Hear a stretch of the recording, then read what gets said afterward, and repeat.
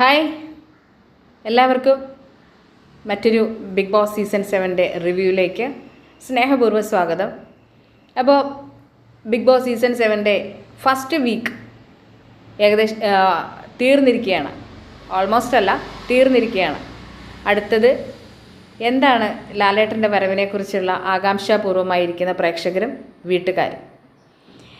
ഈ ആഴ്ചത്തെ ക്യാപ്റ്റൻസി, അതുപോലെ തന്നെ ജയിൽ ടാസ്ക്, പിന്നെ വീക്ക്ലി ടാസ്ക് എല്ലാം അവസാനിച്ചിരിക്കുന്നു.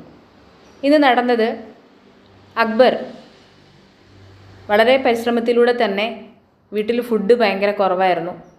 ആ ഫുഡ് കുറച്ചെങ്കിലും അക്ബറിന് നേടിയെടുക്കാൻ പറ്റിയിട്ടുണ്ട്. അതൊരു വലിയ കാര്യമായിട്ട് തന്നെയാണ് തോന്നുന്നത്. ഭക്ഷണ സാധനം എടുക്കാനായിട്ട് അക്ബർ കാണിച്ച ആ ഒരു മനസ്സ് നല്ലതാണ്. സെക്കൻഡ് വന്നിട്ട് ആ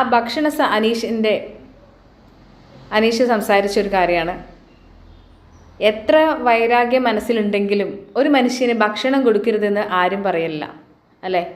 അപ്പോൾ ഏതൊരു ഗെയിമിലും അതിൻ്റേതായ സ്പിരിറ്റ് ഉണ്ട്. പക്ഷേ അതിനകത്തൊരു പരസ്പരം ഒരു സത്യസന്ധതയും ഉണ്ടാവണം. അങ്ങനെയാണ് നമ്മളെല്ലാ കാര്യങ്ങളും ചെയ്തു പോവുക. എല്ലാ ഗെയിമിലും അങ്ങനെ തന്നെയുണ്ട്, മുൻ സീസണുകളിലും അങ്ങനെ തന്നെയായിരുന്നു. എന്നാൽ ഇവർക്ക് ഭക്ഷണം കൊടുക്കരുത് എന്ന് പറഞ്ഞ അനീഷിൻ്റെ സ്റ്റേറ്റ്മെൻറ്റിനോട് ഒട്ടും യോജിക്കാൻ കഴിയുന്നില്ല. കാരണം ഭക്ഷണം ഇല്ലാതെ ഒരു നേരം ഭക്ഷണം കഴിച്ചില്ലെങ്കിലുള്ള അവസ്ഥ മനുഷ്യന് മനസ്സിലാവുന്നതാണ്.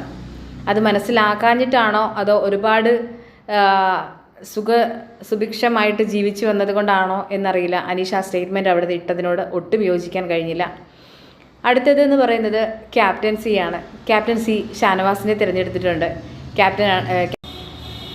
ഷാനവാസ് ക്യാപ്റ്റൻ ആയപ്പോൾ തന്നെ വീട്ടുകാർക്ക് അതിലേറെ സന്തോഷം. അനീഷിൻ്റെ ക്യാപ്റ്റൻസി പോയല്ലോ, അതിൽ നിന്ന് രക്ഷപ്പെട്ടല്ലോ എന്നുള്ളൊരു സന്തോഷം കൂടി അവിടെ ഉണ്ടായിരുന്നു.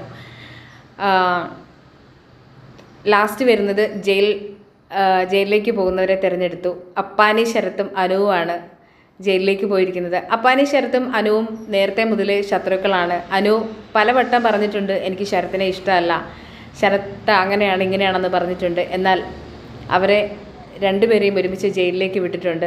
ജയിൽ പണിഷ്മെൻറ്റ് എന്ന് പറയുന്നത് ചപ്പാത്തി പല രീതിയിലും പല ആകൃതിയിലും പല എണ്ണത്തിലും ഉണ്ടാക്കാൻ വേണ്ടിയിട്ടുള്ള പണിഷ്മെൻറ്റുമാണ് കൊടുത്തിരിക്കുന്നത്. അപ്പോൾ ഇതോടുകൂടി ഈ ആഴ്ചത്തെ ഒരു വീക്കെൻഡ് കഴിയുകയാണ്. നെക്സ്റ്റ് ഉള്ളത് പ്രേക്ഷകരോട് ലാലേട്ടന് എന്താണ് പറയാനുള്ളത്, വീട്ടുകാരോട് ചോദിക്കാനുള്ളത് എന്നുള്ളതാണ്. എന്തായാലും കാത്തിരുന്ന് കാണാം. എനിക്കും നിങ്ങളെപ്പോലെ തന്നെ ഒരുപാട് ആകാംക്ഷയോടെ ഇരിക്കുന്നു.